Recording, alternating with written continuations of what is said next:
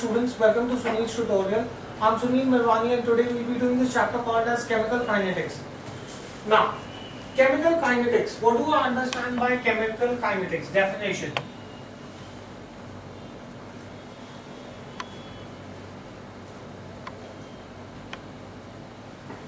What is chemical kinetics? Chemical kinetics is a branch of chemistry which is concerned with the study of rate of chemical reaction. Why is it that certain reactions take place fast? Why is it that certain reactions take long time to complete? Some reactions are completed instantaneously, others take excessively long to be completed. So, a branch of chemistry that studies about the speed of the reaction, studies about the rate of chemical reaction is called as chemical kinetics. Now, if you are going to study about the rate of chemical reaction, the rate of chemical reaction is going to be different because there are different factors that are going to affect it. That means in this chemistry, we will study why different reactions take place at different speed and what are the factors that affect those reactions.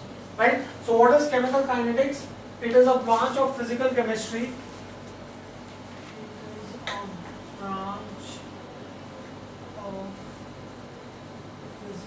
Chemistry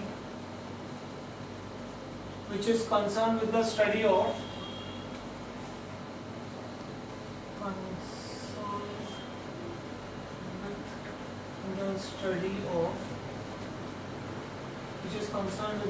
the rates of chemical reactions, the influence of the conditions on these rates,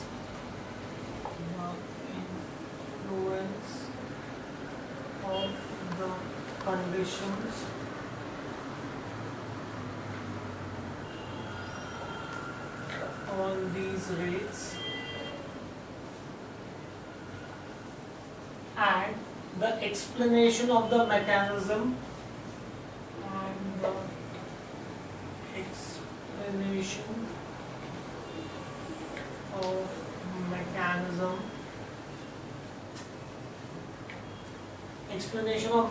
by which the reaction proceeds.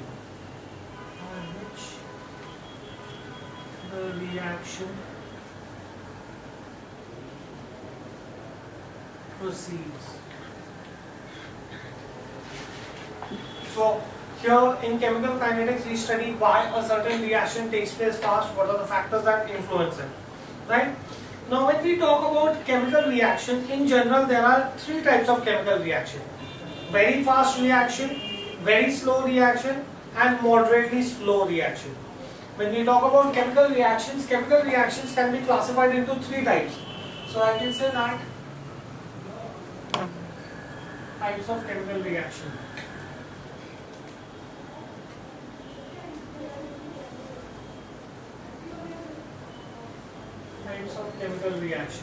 Right? So in general, depending upon the speed of the chemical reactions are classified into three types. One, very fast reaction.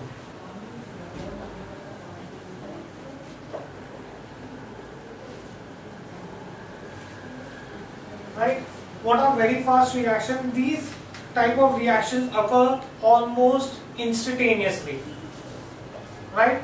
Extremely fast. For example, if I have silver chloride reacting with sodium chloride, you would instantaneously get a precipitate of silver nitrate. Or sodium chloride, salt, when it is put in water, it instantaneously dissolves in water to form, sodium hydroxide, when it is put in water, it instantaneously dissolves to form sodium chloride. Right? So these are all very fast reactions which take place instantaneously. This type consists of reaction. This type consists of reactions which occur almost instantaneously.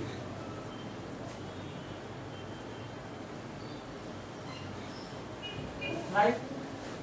Example, you could have multiple examples of this.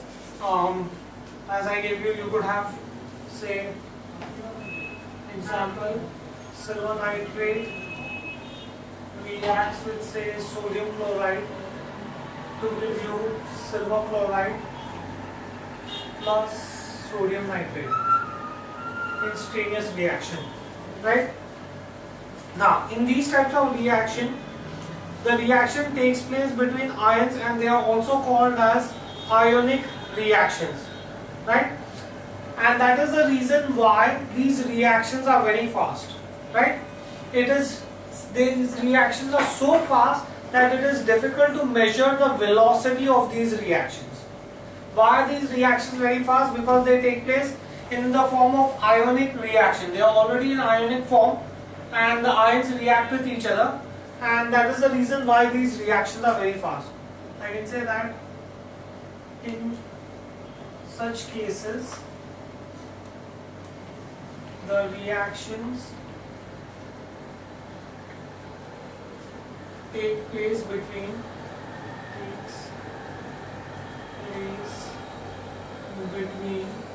ions, and these are called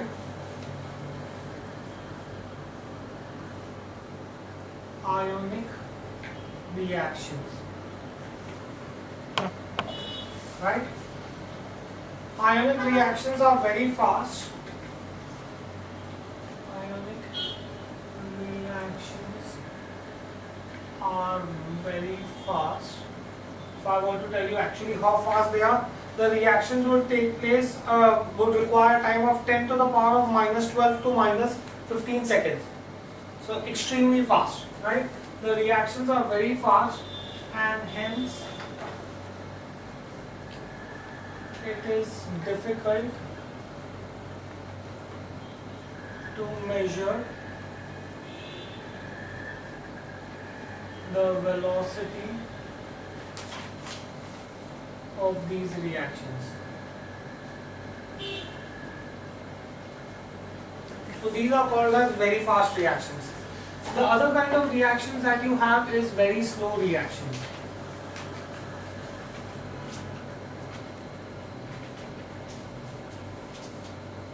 Right? What do I understand by very slow reactions? These type of reactions consist of reactions which are extremely slow. Such reactions may require months or years for completion. For example, rusting of iron. It takes a very long time for rusting of iron to take place. Right? The rate of such reaction is very small to be of any physical significance. Okay? This type consists of reactions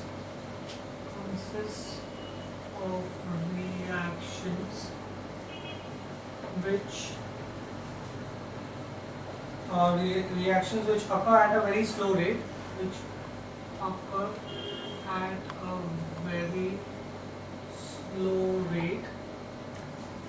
right? Such reactions may require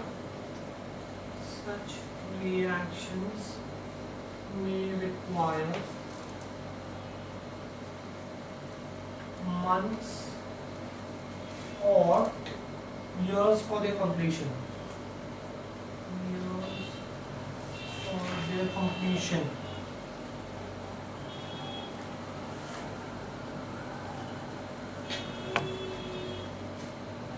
Example,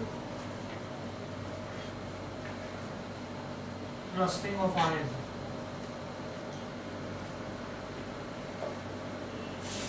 Right? Now, the rate of these reactions is so small that it is of no physical importance. The rate of such reactions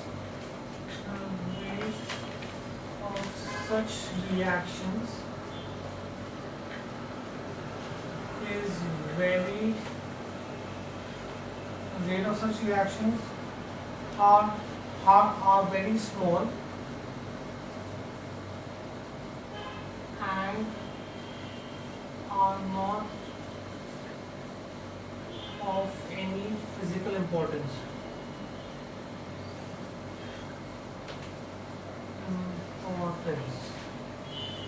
These are very slow reactions. The third kind of reactions that we have is moderately slow reactions.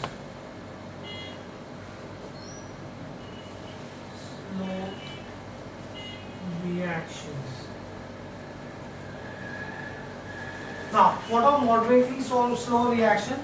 The reactions which take place between non-ionized molecules are called as molecular reactions, right? Where the molecules are not in ionic form. So I can say that the reactions that take place,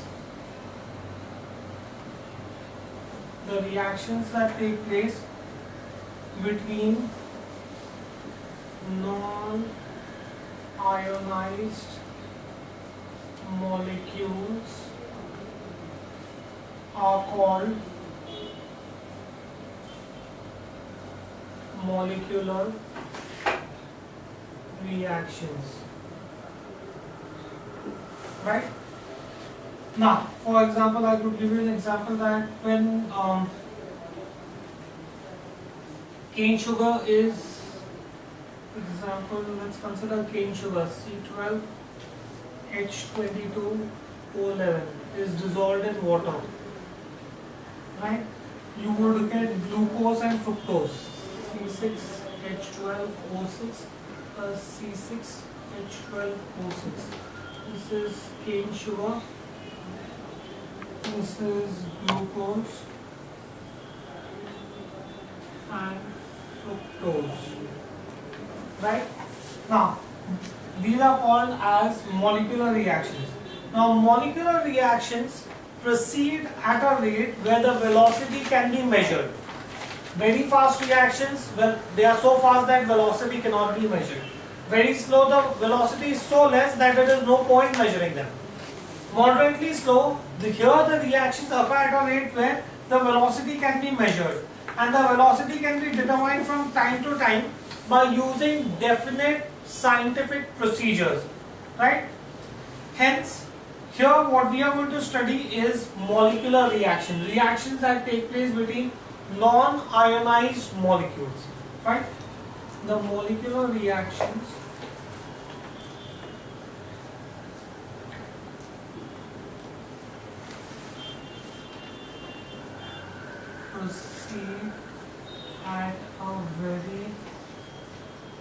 proceed with a measurable velocity.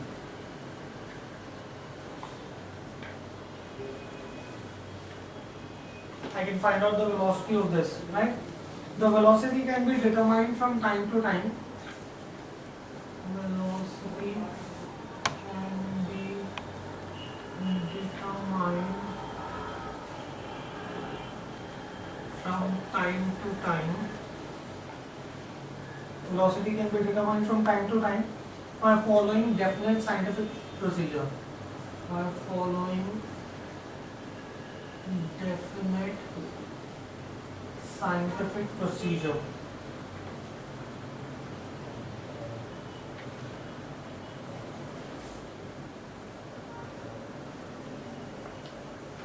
Fine. So that is what is moderately slow reactions. So do we understand what are the different types of reactions? Now, once we've done this, let us see what do we understand by rate of reaction. We said that in chemical kinetics we are going to study the rate of reaction, right? So let's see what do you understand actually by the word rate of chemical reaction. I can say that what do we understand by rate of reaction?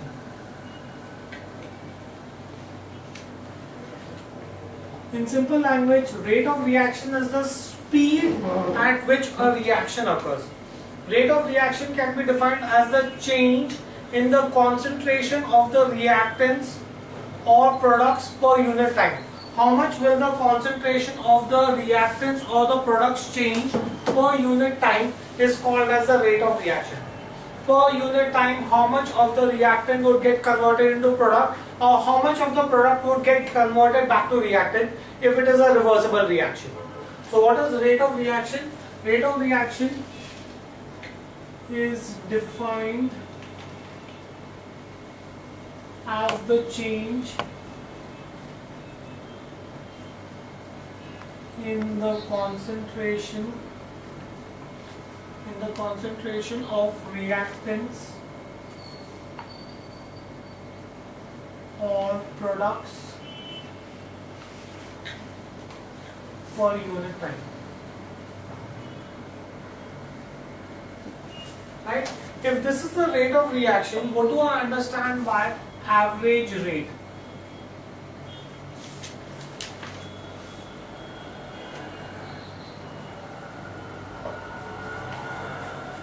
What is average rate? It is the change in the concentration of reactant or product divided by the time interval over which the change takes place. Let us assume that the concentration changes from a value x to y in say 7 minutes. So it will be the change in the concentration divided by the total time that took for the change in the concentration. So it is the change in concentration divided by the change in time. Right? That is called as average rate.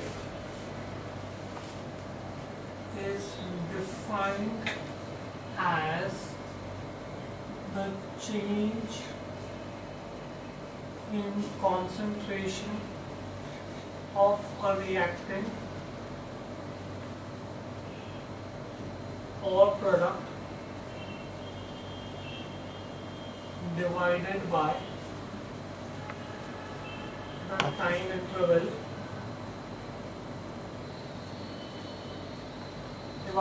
time interval over which the change takes place. Over which the change takes place. Right? Thus, I could say that average rate is nothing but the change in concentration of a species, change in concentration of a species divided by change in time. So this could be symbolically written as delta C upon delta T. Change in concentration upon change in time. Right? Let's try to explain this. Consider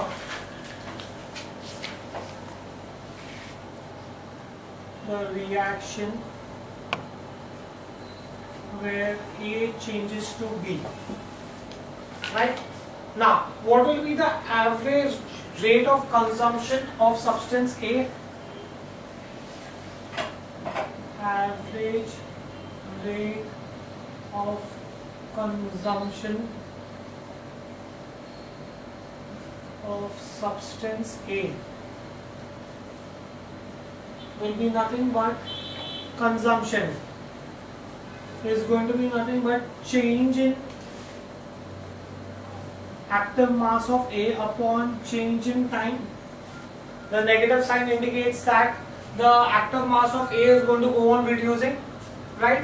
Now, what will be the average rate of formation? Rate of formation of substance B is going to be nothing but plus sign to indicate that substance is formed. Change in active mass of B upon change in time. Therefore, I can say that the average rate of reaction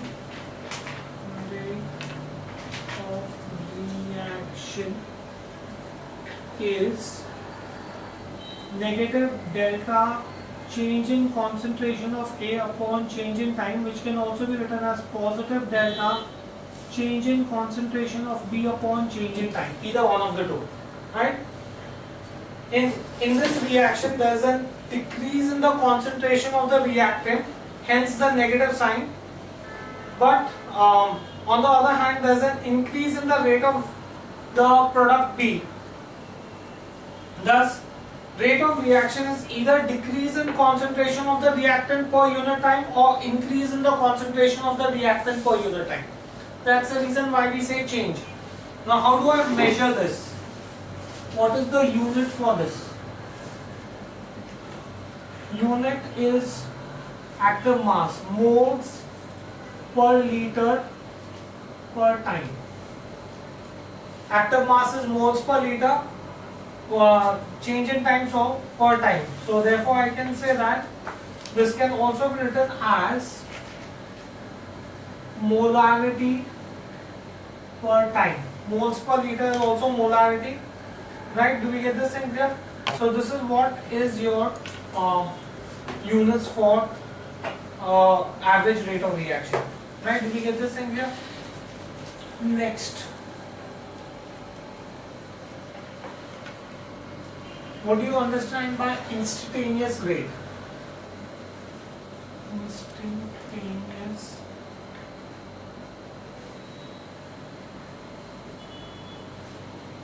rate. What is instantaneous rate? The rate of reaction at a specific instant or at a particular moment of time is called as instantaneous rate. So when you want to find out what is the rate of reaction at X point of time or at a particular instant, then that is called as instantaneous rate, right? Very simple. I can say that rate of reaction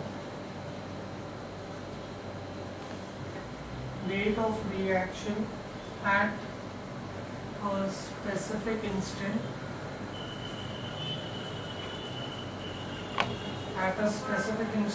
or a moment of time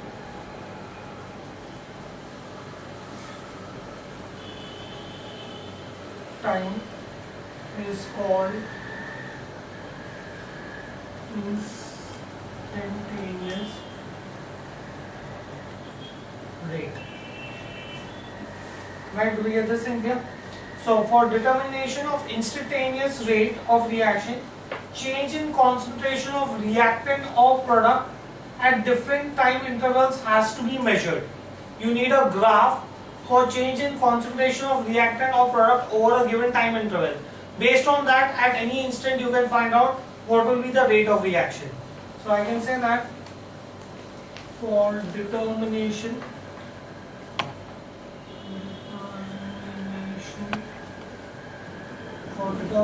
of instantaneous rate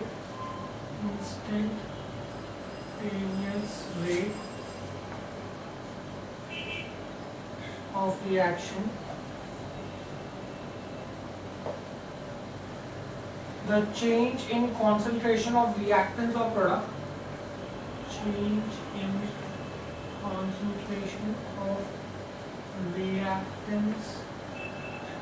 or products is measured at different time intervals.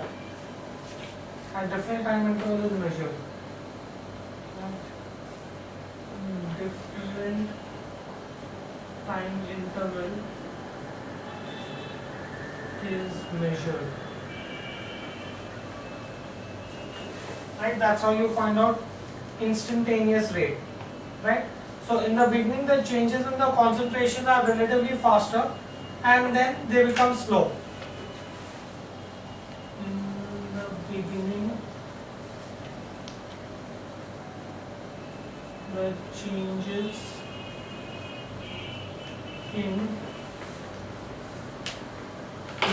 in the concentration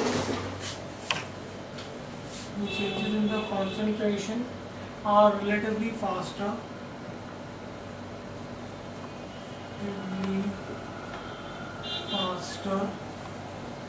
And then they become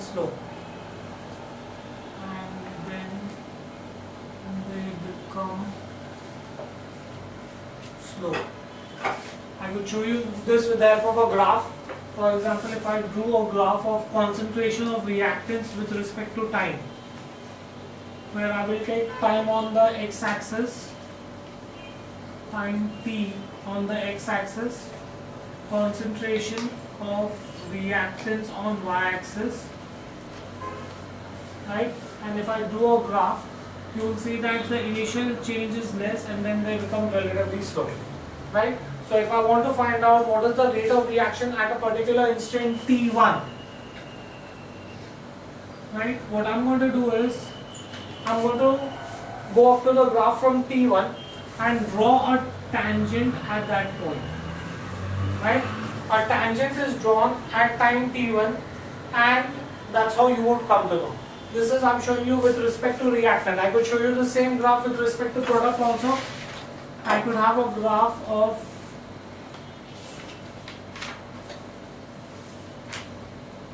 time on x-axis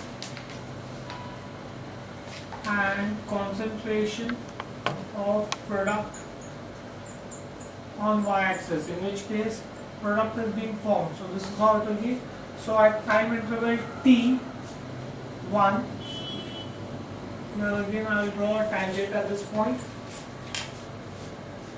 right? So I can have it with respect to the reactant or product. So a tangent at time t is drawn in both the graphs. The slope of the tangent to the curve will give you the instantaneous rate of reaction. Once you draw this tangent, whatever is the slope of the tangent will give you the instantaneous rate of reaction.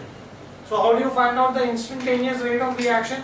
With the help of the graph, you draw your graph for reactant and product. At any given instant, find out the point on the graph, draw a tangent at that point, draw a tangent to the graph at that point. Whatever is the slope of that tangent will be the rate of instantaneous reaction. Fine, do you get this in here? That is if the temperature remains constant. This is how I would find out instantaneous rate of reaction with the help of the graph. Now mathematically, I can say that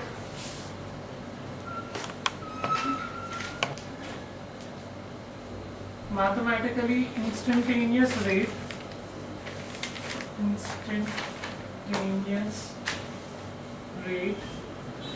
is denoted by dc by dt. That's how you find out instantaneous rate, right? Now let's try to see this. I can say that for consumption of reactant A, for consumption of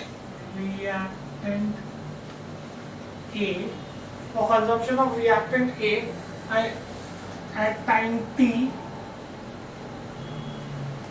I can say that consumption means decrease in the change in the active mass of A with respect to time, right?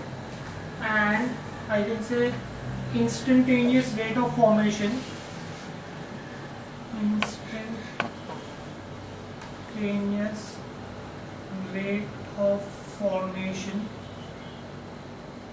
instantaneous rate of formation of product B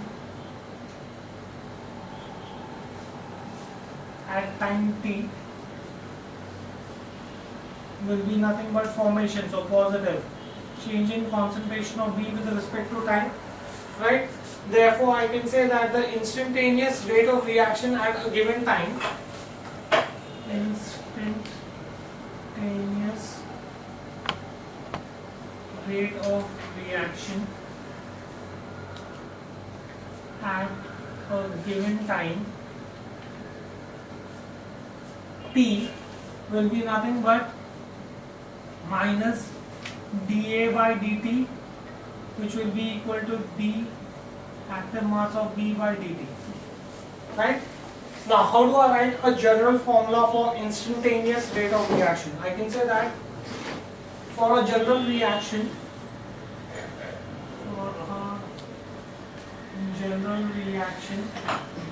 suppose if I have A molecules of A reacting with B molecules of B to give you C molecules of C plus D molecules of D, right? In that case, what will be the instantaneous rate? Instantaneous rate at time t will be equal to A is being used up, so minus one molecule is dA by dt. There are A number of molecules, so divided by the number of molecules. So 1 upon A times dA by dt, which will also be equal to minus 1 upon B times change in active mass of B with respect to time, which will also be 1 upon C times, positive 1 upon C times change in active mass of D with respect to time, and 1 upon D times change in active mass of D with respect to time. Right, so that's how in general you can find out the instantaneous rate of reaction. Right? Now, let us see how does the rate of reaction depend upon the concentration of the reactant. Let's find out the rate law.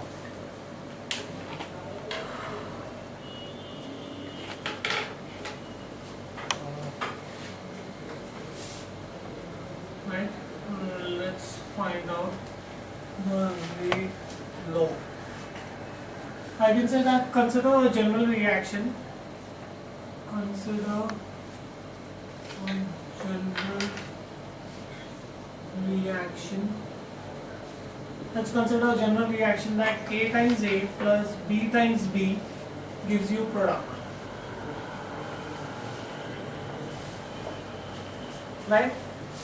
Now, an equation which gives the dependence of rate of reaction on the concentration of each reactant is called as a differential rate law. What is rate law? It is an equation, this equation, an equation which gives the dependence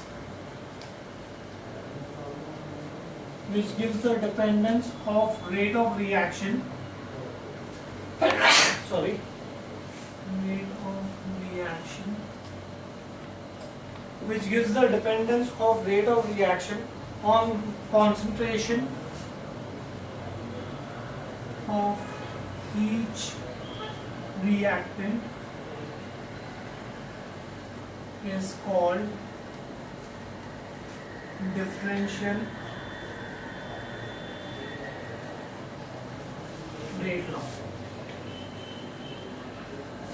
If you look at that equation, that will tell you that the rate of reaction will depend upon each of the concentration. The product is not given to you. How fast the reaction will take place will depend upon the concentration of A and concentration of B. If I have an equation that tells me that the speed of the reaction depends upon the concentration of each of the reactant, then such an equation is called as a differential rate law. Right? That means I can say that if the rate of reaction depends on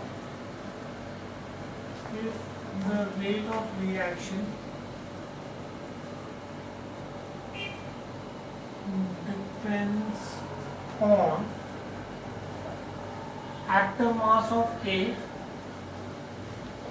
raised to m, depending upon what its valency is, active mass of B raised to n, then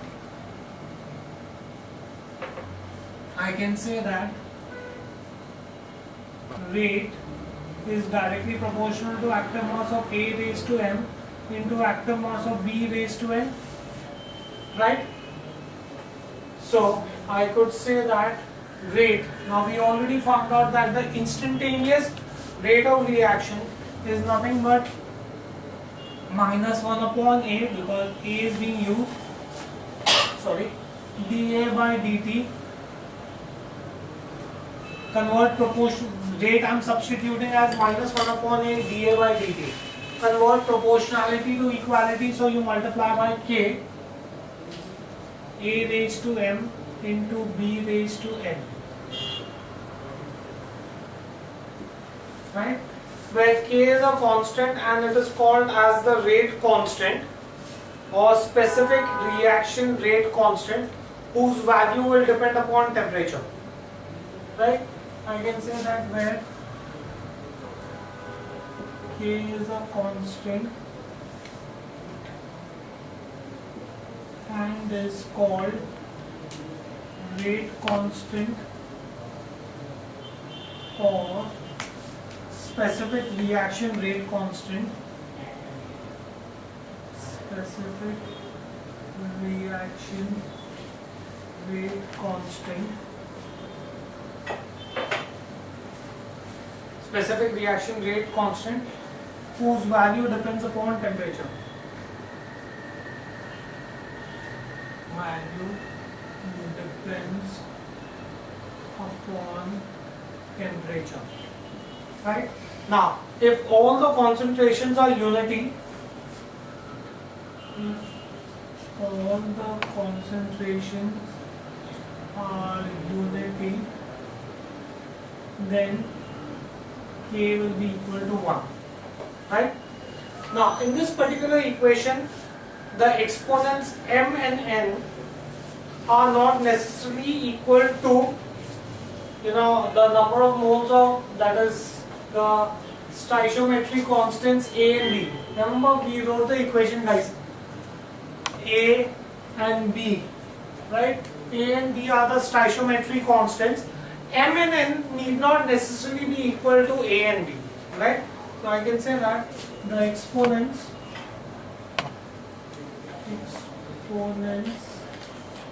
M and N are not necessarily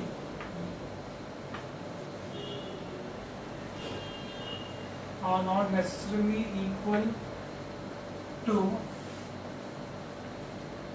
stoichiometric coefficients A and B, right?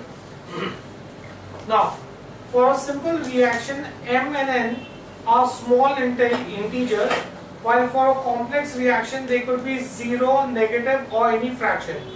The values of M and N are determined experimentally. Thus, the rate law is an experimentally determined equation that expresses the rate of chemical reaction. With the help of experiments, I find out how fast the reaction will take place. That speed I express it in terms of a mathematical equation, and that equation is called as your rate law. Fine, do we get this in here? So I can say that the rate law is an experimentally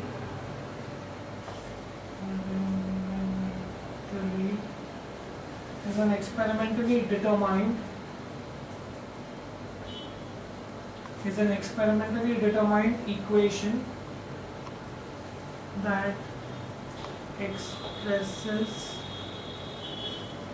the rate of a chemical reaction,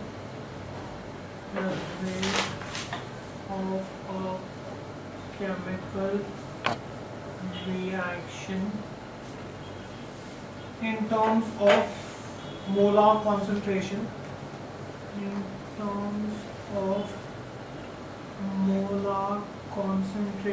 of reactants and products. So when you can express the speed of a reaction in terms of molar concentration of reactants and product, then that is called as rate law, or that is called as your rate law equation. Fine, do we get this in here? Now, where do I use the rate law? Right? Application of rate law.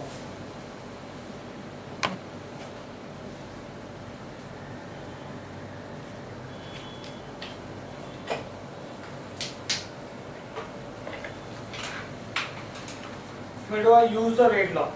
It is used to predict the mechanism of a complex reaction. It is used to estimate the rate of reaction for any composition of a reaction mixture. How fast the reaction will take place, what will be the mechanism of the reaction, that is determined with the help of rate law. Two things you come to know. Fine, do we get this in here? First, to predict the mechanism of a complex reaction. To predict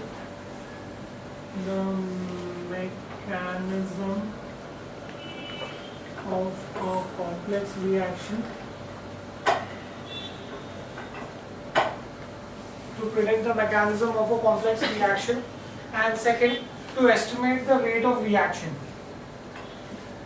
To estimate the rate of reaction.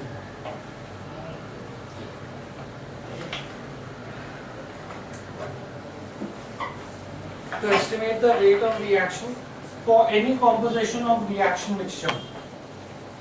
For any composition of reaction mixture. right? That is my application of rate law, right? Next, what do I understand by order of reaction, right? Let's drop this out. Everyone's copied this?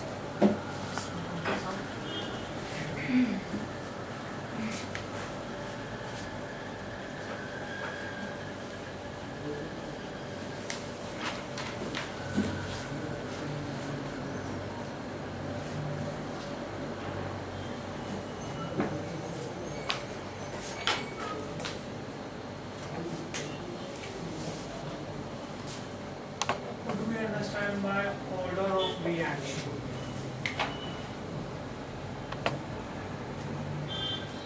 What is order of reaction?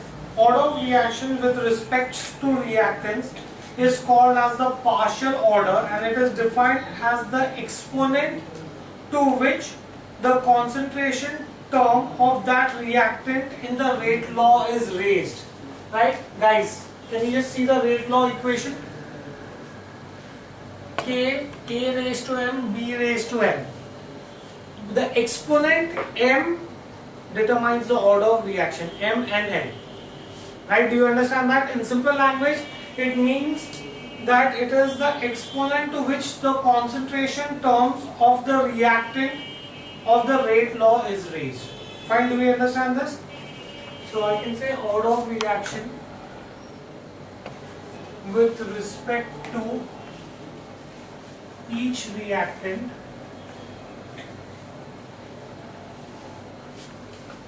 called as partial order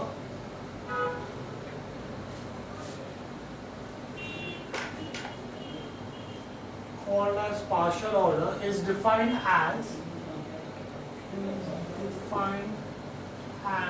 the exponent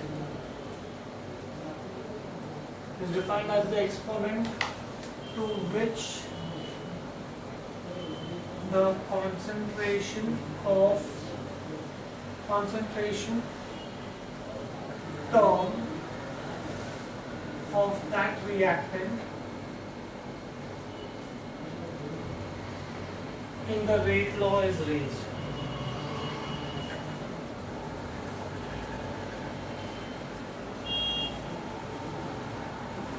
Right? That is what is order of reaction. Thus, the overall order of reaction would be defined as the sum of the exponents. What I just defined to you was the partial order of reaction for a particular reactant. So the overall order of reaction would be defined as the sum of the exponents to which the concentration terms are raised in a rate law expression. Can you just see the rate law expression once again, please?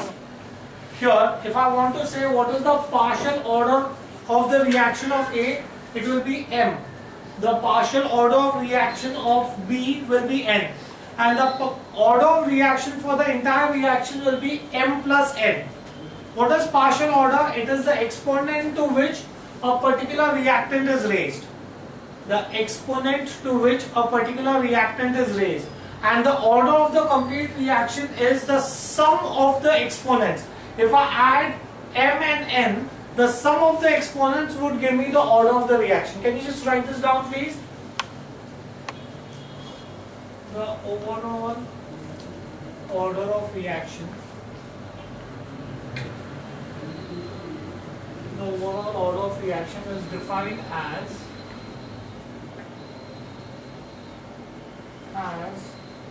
the sum of the exponents to which the concentration terms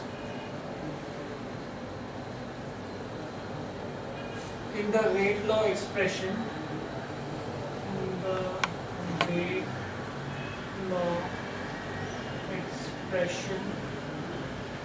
are raised. Right? So in short, I could say it is nothing but it is the sum of the partial orders with respect to all the reactants. It is the sum of the partial orders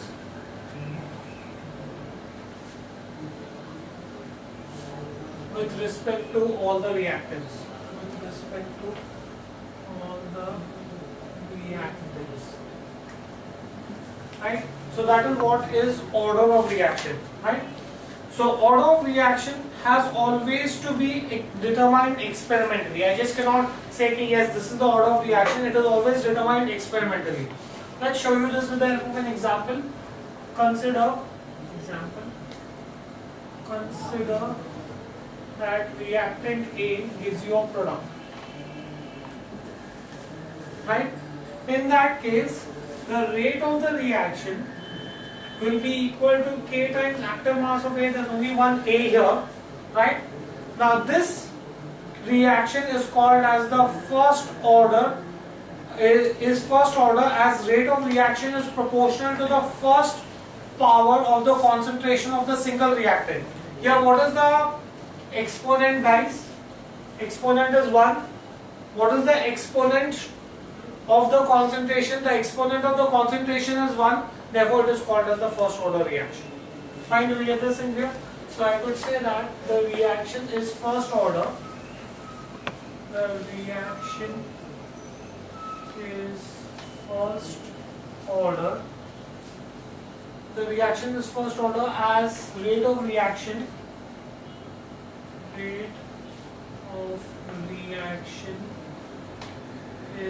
proportional. Rate of reaction is proportional to the first power. Is proportional to the first power of concentration of a single reactant. Fine, do we get this? I could show you another example. Let's consider that here. I'll show you another example for you. Let's consider. Let's give you a general reaction. For a general reaction,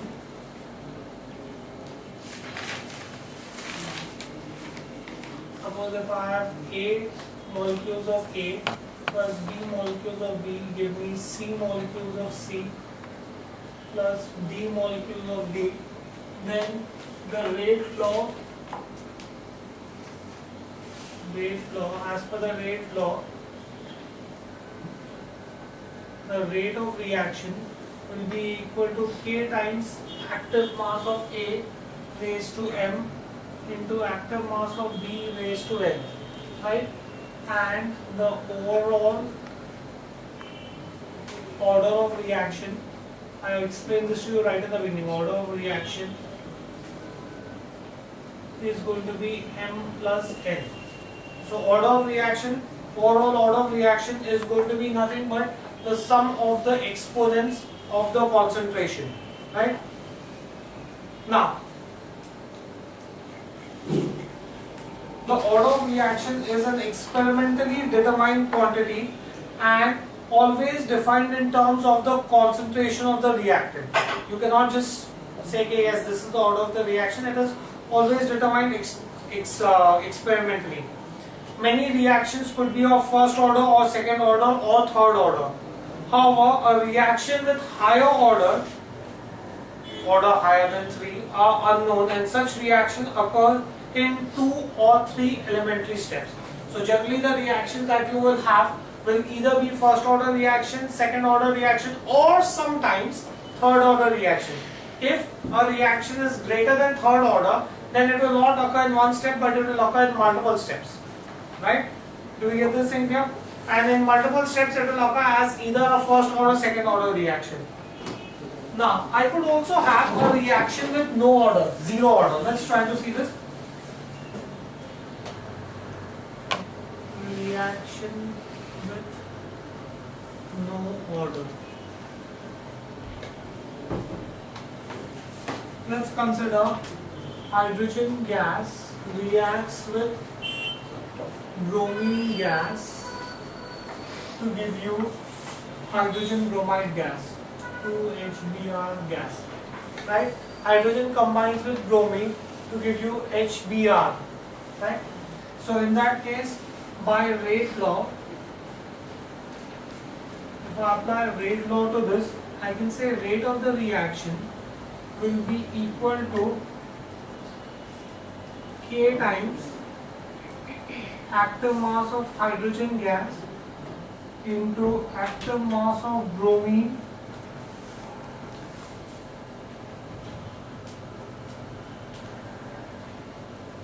raised to 1 by 2 upon I plus active mass of HBr upon active mass of bromine raised to L. Question. So from where did you get the 1 by 2?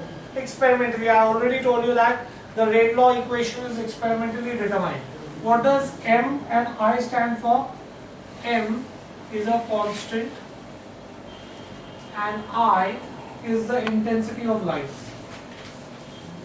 Intensity of light.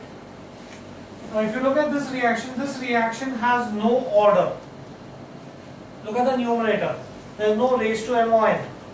Right? This reaction has no order. This reaction has no order. Fine? So a reaction can have order only when the rate law reaction, how do I know it has no order? A reaction can have order only if it is in the form rate is equal to K into active mass of A raised to X into active mass of B raised to Y into active mass of C raised to Z. I have a denominator here, therefore this cannot be a reaction. This is a reaction with no order. Fine, do we get this thing here? Okay. Next. Now guys, let's move ahead and see what do we understand by integrated rate law.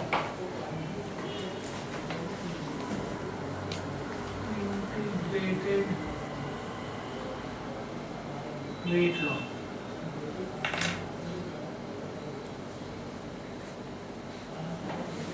Now guys, we have this equation which are obtained, the equation that are obtained by integrating the rate law equations, which give you a direct relationship between the concentration of the reactants with direct relationship between the concentration of the reactions and time are called as integrated rate law equation.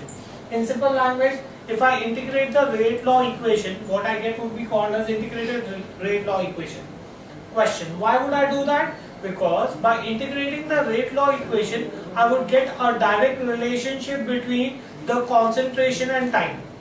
By integrating the rate law equation, I would get a direct relationship between the concentration and time, and such an equation would be called as an integrated rate law equation. Fine? The equations which are obtained by integrating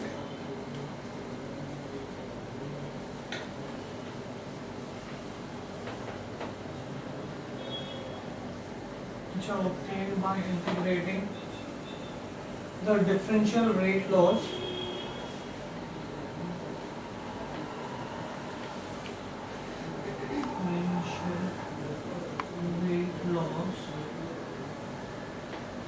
and which give direct relationship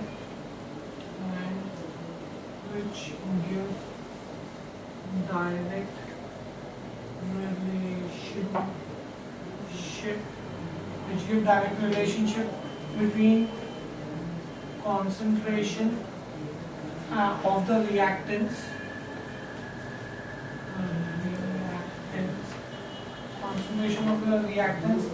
and time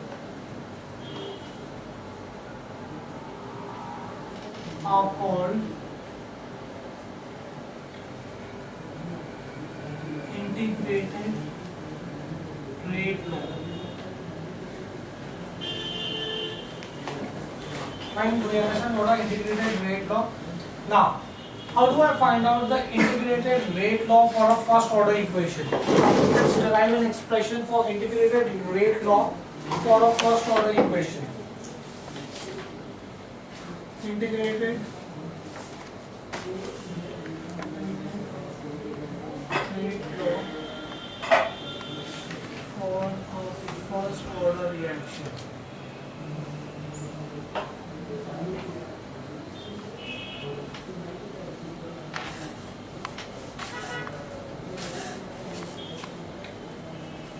Right?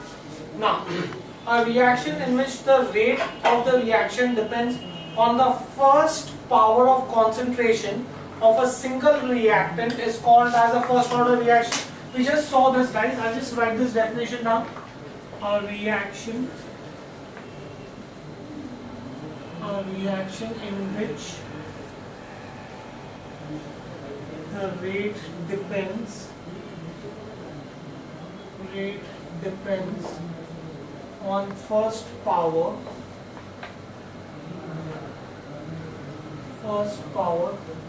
of the concentration of single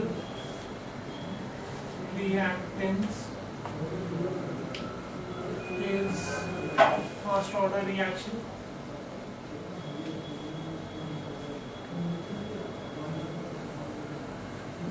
Right? Now let's try to actually derive an integrated rate law for a first order reaction. Let's consider A gives you product, where I'm considering a first order reaction.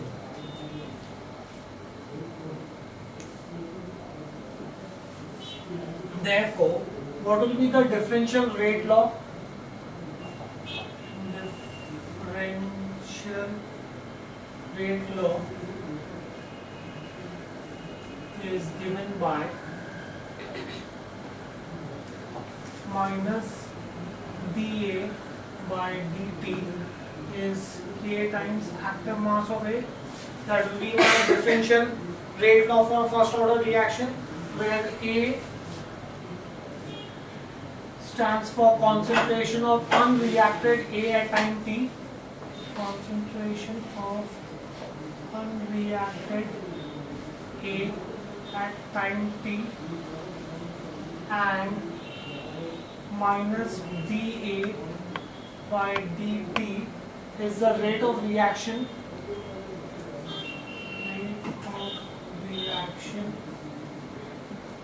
measured at time t,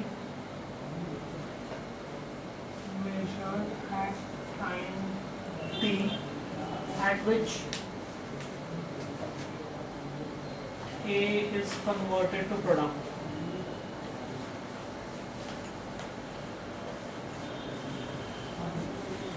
Right? Now, if I integrate between, I'm going to do definite integrals, integrating above equation between, where I will take A as A0 at t is equal to 0, and I will take A as AT, A0 and AT at t is equal to t. Right? So let's integrate the equation. My equation was minus d active mass of A upon dt is K times concentration of A. Integrate both sides. I'm integrating from time 0 is equal to t, so I'll be integrating from A0 to AT, right? Where I can say that A0 is the initial concentration of A. A0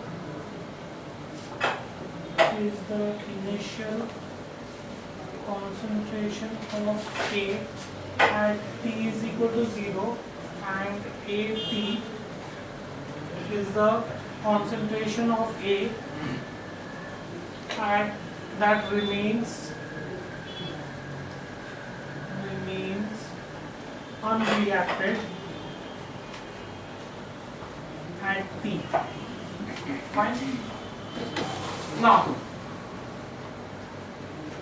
in this case, you could have this. If I integrate this, you will get this as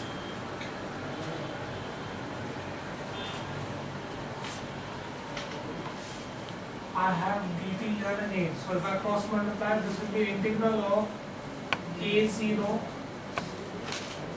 to at 1 upon active mass of A minus sign outside with respect to A is equal to 0 to t, A is outside, dt. Integral of 1 upon A is nothing but log of active mass of A when the limits are between A0 and AT, K times T plus C, right? Now, not plus C here, the limits are between 0 to T. Now, how do I solve this? This is upper limit minus lower limit, the minus sign here as it is. So this is minus log of upper limit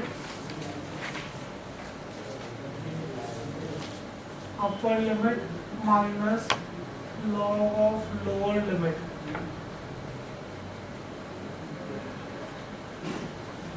Right, is equal to K times T minus 0.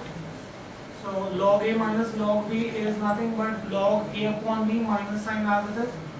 A T upon A 0 is nothing but KT, right? So in which case, get rid of the negative sign.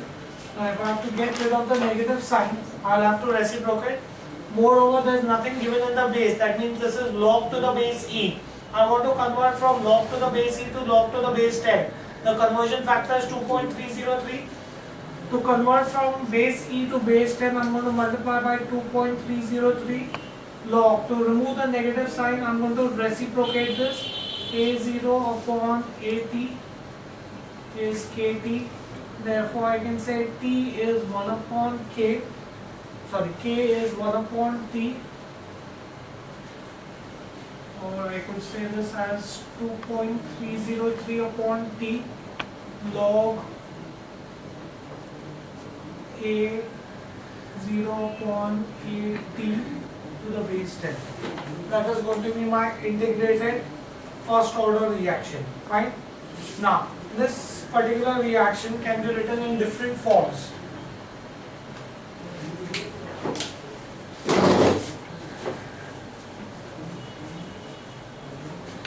I can say that the above equation can be written in different forms. The above equation can be written in different forms. One of the form would be I had the equation where I had log of A 0 upon A T is equal to KT, where the base was E, right? So this I could say that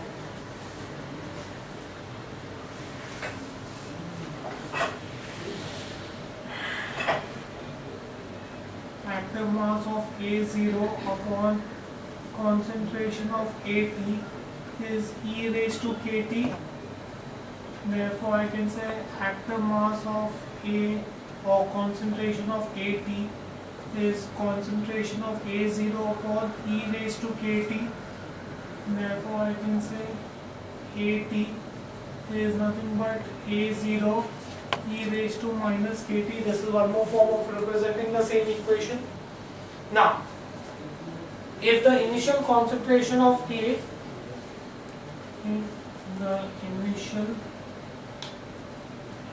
concentration of A at time t is equal to 0 is A moles per decimeter cube and decreases in concentration, and the decrease in concentration of A during time t is x, then I can say that the concentration after time t will be A minus x, because x is a decrease in concentration, in which case I could say that K is equal to 2.303 upon t log A upon A minus x to the base 10. That's also my integrated equation. Right? Now what will be the unit for K? The unit for K, we've already said that K is equal to 2.303 upon T log concentration or initial concentration, final concentration to the base 10. Now it is going to be given as reciprocal of time, because the units of A0 and AT, that is moles per decimeter cube in the numerator and denominator, would cancel each other. Therefore I can say that unit of K is reciprocal of T. Fine, you get this in here? So that will be your unit for K. Right? Next, let's see what is half-life of first order reaction. Half-life of first order reaction.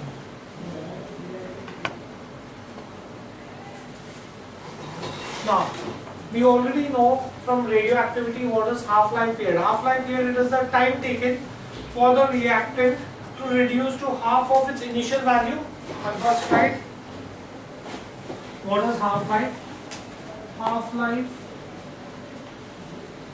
is the time taken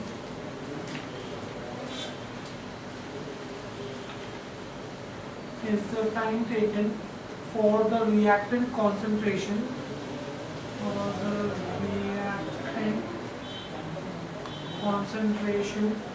to reduce to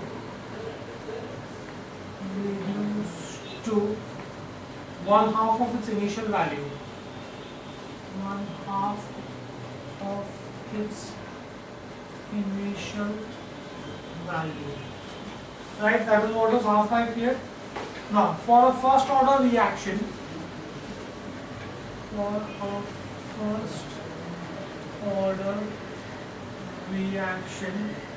the integration rate law is given by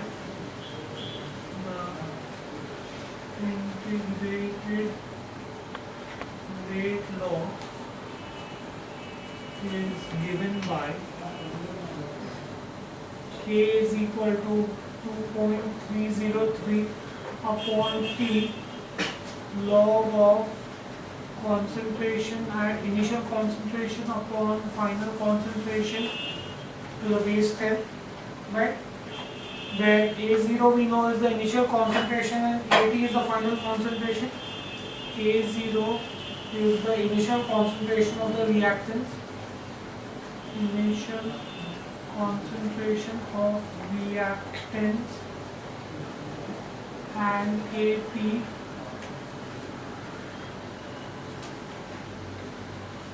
the constant is the final concentration of the reaction, concentration of reactants at time t is equal to T. Right? Now, if T becomes equal to T half, then I can say that the final concentration of the reactants will become half the initial concentration of the reactants. That is what is my definition of half-life period. So, I could say that substitute in integrated rate law.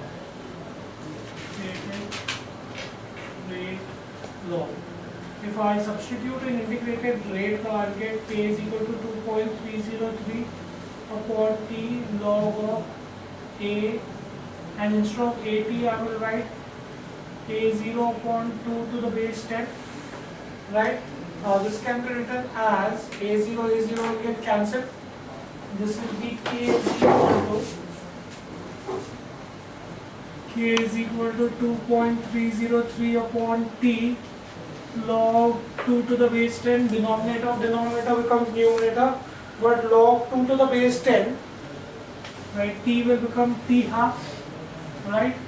So I can therefore say K is equal to 2.303 upon T half. Log 2 to the base 10 is 0.3010. If you multiply this, you will get this as 0.693 upon T half. Thus, I can say that T half is 0.693 upon K, right? This is the relation, the above relation shows half-life of a first order reaction. The above relation shows half-life of a first order reaction.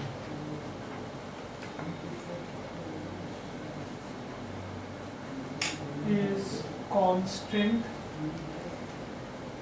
and independent